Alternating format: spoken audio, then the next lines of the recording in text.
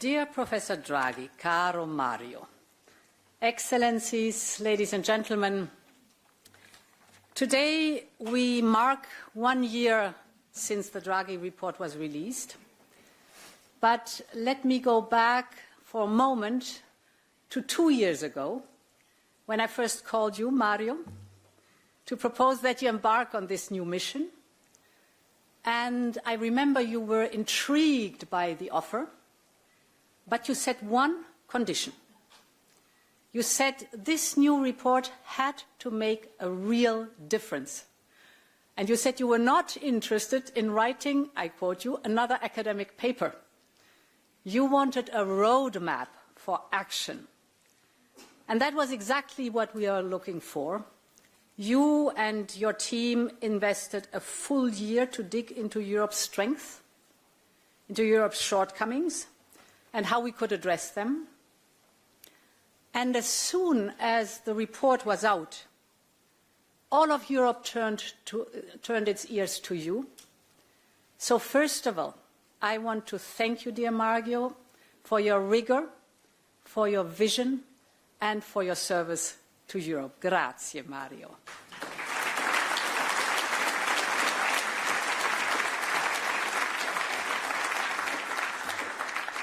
My new Commission took office 9 months ago. The first act of the new mandate was our competitiveness compass. The competitiveness compass translates the report into practical policies. And then we hit the ground running with the Clean Industrial Deal, AI gigafactories, the new state aid framework, the Affordable Energy Plan, the Savings and Investment Union, tailor-made action plans for sectoral industries like the car industry, steel and chemicals, the greatest surge in defense investment in our history, new proposals on the single market, the Scale-up and Startup Fund and Quantum, and 6 simplification packages on their way. This is the urgency mindset we promised. Now we have to convince our co-legislators, because they have to agree, and we will relentlessly stay the course until we get it all done. But today, I do not want to focus on how many initiatives and strategies we've adopted. I want to focus on the real impact on the ground, because that's the one and only thing that really matters. We know that competitiveness is about jobs. It is about good salaries for people. It is about good profits for companies. It's basically about our European way of life. And I want to address one by one the 3 pillars of the Draghi Report. The first one is closing the innovation gap. The second is the joint plan for decarbonization and competitiveness. And the third pillar is reducing our dependencies. Let me start with innovation. And let me start with the positive before I come to the challenges. Today, the global competition for technological leadership is being fundamentally reshaped by artificial intelligence. And this new AI race has only just begun. So global leadership is still up for grabs. And Europe is not only a challenger, but a leader in many fields that will define that race. Take computing power, for example. Europe has some of the best supercomputers in the world. And even though tech giants across the world continue to build larger and faster computers, we have managed to strengthen our global ranking. Just to give you a few figures, 6 years ago, we had 2 supercomputers in the global top 10. Then at the beginning of my first mandate, we decided to massively invest in high-performance computing. Today, we have 4 supercomputers in the global top 10, thanks to the launch in the last year of Jupiter in Germany and HPC 6 in Italy. So our policies and investments in this field are starting to pay off. My second point is that Europe is well positioned in the world of AI adoption. We have started using AI to boost productivity, and I mention that because this is precisely where Europe had failed 30 years ago, when our companies were too slow to digitalize and to go online. This time, Europe is not playing catch-up. We are among the front runners. European companies are top of the league on many AI applications. And I think it's good to look at one impressive example, that is Lovable, the Swedish app. It's an app that turns ideas into fully functioning apps for websites. Last summer, Lovable became the fastest software company in history to reach $100 million in annual revenue. Today, it is valued almost $4 billion. Last June, 10% of all new websites in the world were made with Lovable. This is just one example, but there are many other European AI success stories, from healthcare to defense. I know that the French champion Mistral is here with us today. In 2025, the number of European businesses adopting AI has risen by 67% year on year. So this is where we can truly engage in this race. But we need to capitalize on our strength.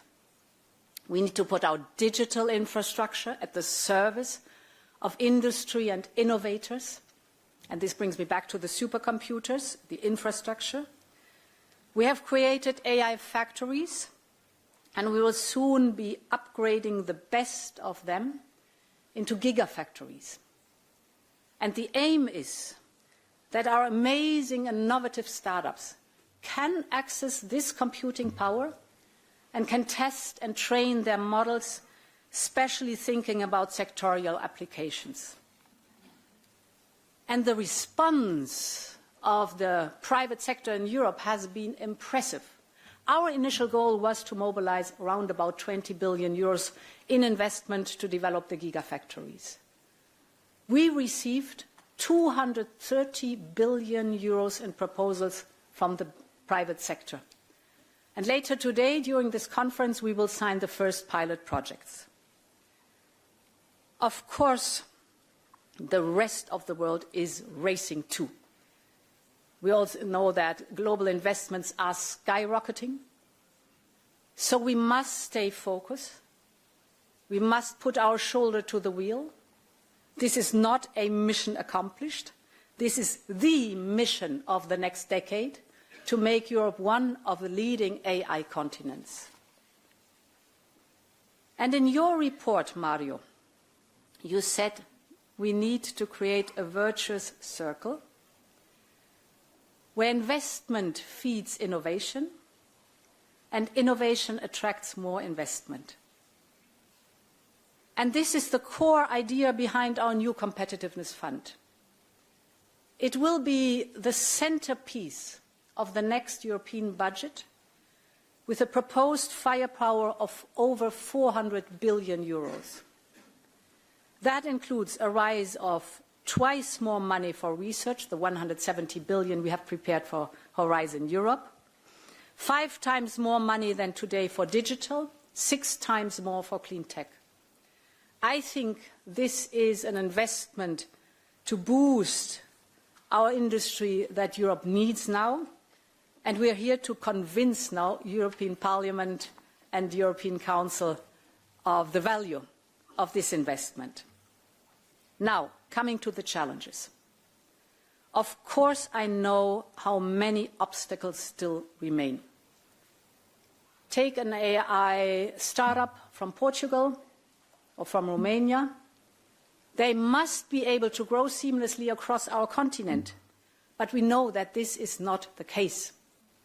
Our single market is far from being completed. You know the famous number that the IMF has calculated. The internal barriers within the single market are an equivalent of 45% tariffs on goods, and if it comes to services, 110% tariffs on services if we look at the effect these internal barriers have on our single market. This cannot be. It should not be easier to find a fortune across an ocean than across a European border. And we have started to address these barriers.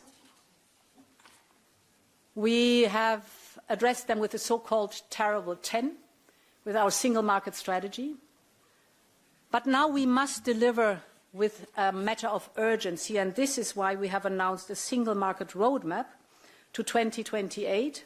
The aim is here to increase the pace and to speed up the processes.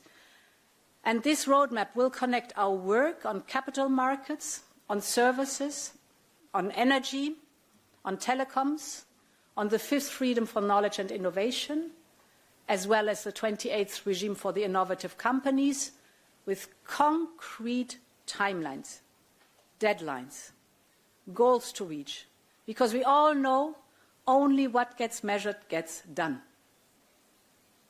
Ladies and gentlemen, the second pillar of the Draghi Report is a joint plan for decarbonization and competitiveness. That starts with bringing down energy costs. We know the core reason why we pay higher bills than our competitors. Europe is too dependent on imported fossil fuels. And this means that the cost of our energy is dictated by global markets. But we also know the solution. And this is homegrown energy, renewables with nuclear as a base load. That gives us energy security. That gives us independence as it is homegrown, and actually it creates good jobs in Europe. And in the last year alone, we have achieved impressive progress. First, we launched a wind package that is cutting permitting times by 2/3. In the first half of 2025, investment in Europe, in European wind energy, hit an all-time high, more than 40 billion euros. So investors are choosing Europe. And another good news, by now over 70% of our electricity comes from low-carbon sources. As a result, last year, we reduced our fossil fuel bill by over 60 billion euros. So we have to cut prices and dependencies at the same time. But let me be very clear. Our energy prices remain still far too high, too volatile, too disparate across Europe.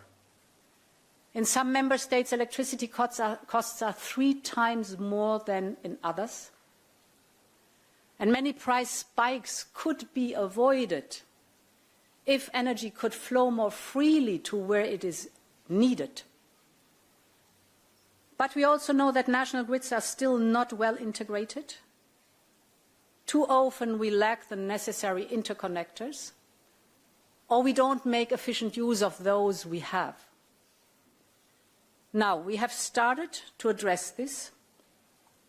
Just last week, the European Parliament has approved our proposal to use cohesion funds to boost energy infrastructure. Many projects are already advancing. We have, for example, the Celtic interconnector that will soon end Ireland's isolation from the European grid.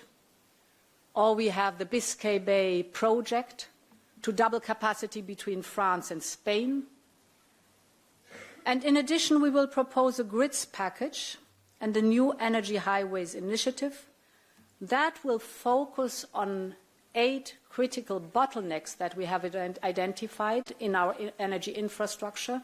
So from the Pyrenees to the Trans-Balkan pipeline, from the Øresund Strait to the Sicilian Canal, we will liberate these bottlenecks one by one, and we will step up with funding where necessary. Mario, you dedicated a chapter to the clean transition. It is a vast opportunity for our industries. The global market for batteries is expected to double, for example, in size over the next 5 years. The global market for wind turbines continues to rise by over 10% every year. And the global market for electric cars is booming. If you look at the European Union, sales are up almost 25% year-on-year. If you look across Africa, Asia, and Latin America, the electric vehicle sales rose by 60% in 2024. So this is, first of all, good news for the climate. But the question is, do we want to reap the economic benefits of it, or do we want others to take a growing share of these rising new markets? And I have not the slightest doubt about the answer. Because when I speak to the global south, from Africa to India to Central Asia, they are all suffering from climate change. They are all looking for solutions. And Europe can be home to front-runner industries that can export exactly these solutions to others. So we should be the industrial powerhouse that meets this growing demand for clean tech. We know that this is not a given. We know that the figures are not as encouraging as in other sectors. Too often we are losing jobs and market share to non-market economies. But we can still turn the tide. And this is why we have to massively boost our public and private investment. This is why we have to create lead markets for circular and clean products. And this is why we have to secure level playing fields for our industries. Europe must protect its industries. They are front runners in the race to decarbonize. They are doing the right thing. And they should be incentivized and rewarded. Otherwise, we risk again to rely on others to import the steels our car makers need, or we rely on others to import the cement our builders need. And we would again be at the mercy of price, volume and quality that others are willing and able to provide. And this is why we have to focus on the sectors that are the most strategic for us. With the Clean Industrial Deal, for example, we're tackling the main hurdles that slow these sectors down. We are, for example, working on a battery booster package, as batteries are a key enabler of all other clean tech. This will put 1.8 billion euros up for equity to expand production in Europe. So this work goes to the heart of Europe's independence. And that leads me, ladies and gentlemen, to the third pillar in the Draghi Report, independence, or let's say dependencies, as you called it. In this last year, we have seen export controls from China bringing production lines in Europe to a halt. Today, a single country controls 75% of the processing of cobalt, 90% for rare earth, 100% for graphite. And this is a critical situation without any doubt. But as always in life, that is nothing that is inevitable. So with the right policies, we can shore up our security. It will take time. But that's the path to build independence. And this is what Europe is up to today. First, with diversification.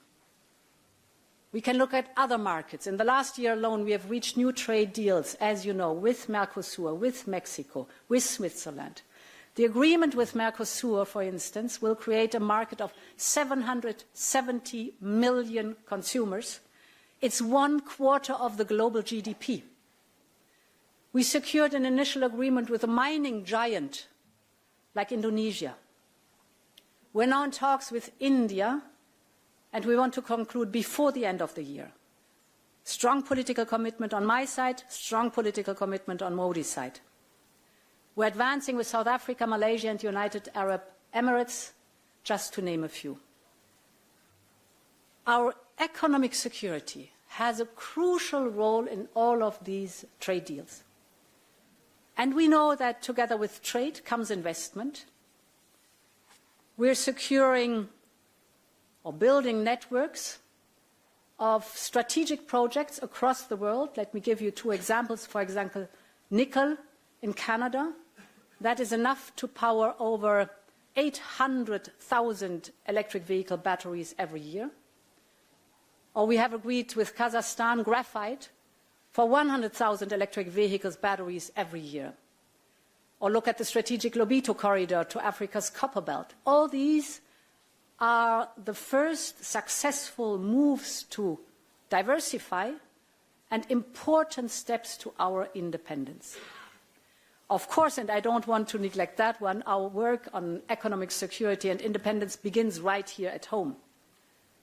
So this year we selected 47 strategic projects across Europe under our Critical Raw Materials Act, and we will focus our financial support on these critical endeavors, and we will ensure that all the permitting is done in due time. So I'm speaking of copper and cobalt mining in Finland, for example. I'm speaking of lithium processing in Portugal, or the battery recycling in Italy. Let me focus in particular on recycling. The circular economy is central to our security of supply. Just let me give you three figures. Already today, every kilogram of raw materials, if you take it, we produce 33% more output than the United States and 400% more output than China. Just think about the potential competitive advantage if we manage to scale up this. So the best answer here is creating a truly circular economy. So we are working on a Circular Economy Act. And what we will do is we will start in those sectors that are already ready, like the batteries, for example, because we know that circular production limits our strategic dependency and, more important even, it enables front-runner industries that can export the solutions I was just talking about to others. So we can literally turn waste into the critical enabler of our competitiveness. Ladies and gentlemen, let me conclude with a final example on reducing our dependencies. And there is another vital sector where we can no longer afford to be excessively reliant on others, and that is defense. Of course, a more independent Europe of defense won't happen overnight. And I want to say right at the beginning, there's a strong alignment with NATO. But it is also crystal clear that Europe must now carry the lion's share of its own security. And this is why we have launched Readiness 2030 to mobilize up to 800 billion euros in defense investment. And this includes, these 800 billion euros include 150 billion euros for an instrument we call SAFE. It's an instrument for joint procurement for the member states. It is on track to be the most successful instrument on defense, and it took only 72 days to approve the SAFE loans. From the idea and the launch, our proposal to the approval, 72 days. And in less than 6 months, we have already assigned the total amount of 150 billion euros in loans. I think this is an example that shows that is the sense of urgency we need. And I wish I could see the same sense of urgency all across our competitiveness agenda. We need urgent action to face urgent needs because our companies and workers can no longer wait. Take our simplification efforts. In every meeting I have with business, it's always their top request, and rightly so. And in the 9 months, we have presented 6 simplification packages. You know, we call them omnibuses. Two more are on their way, that will be on the digital and on the military mobility. They will make a real difference, with less paperwork, less overlaps, less complex rules. Our proposal will cut 8 billion euros a year of bureaucratic costs for European companies. But it has already been a long time since the omnibuses hit the road. Now they need to reach their destination. They need an urgent approval by the co-legislators. And the same goes for many other proposals, from the Savings and Investment Union to several trade agreements. Of course, we also, as a Commission, have to do our homework. Just to mention one example, that is competition policy. We have discussed an overhaul of the competition policy for a while. So the direction of travel is clear. And that's why we will have to advance the publication of the merger guidelines. I think it's now time to deliver. And I'm absolutely convinced that Europe can unite around this agenda. Every single member state has endorsed the Draghi Report, and so has the European Parliament.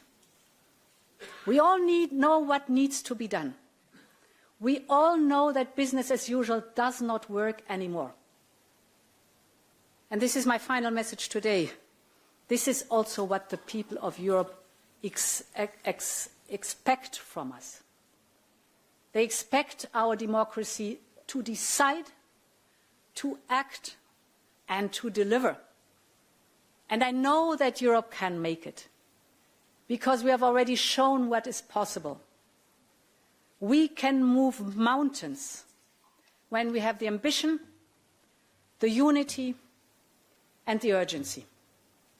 It's our choice, so let us make that choice again.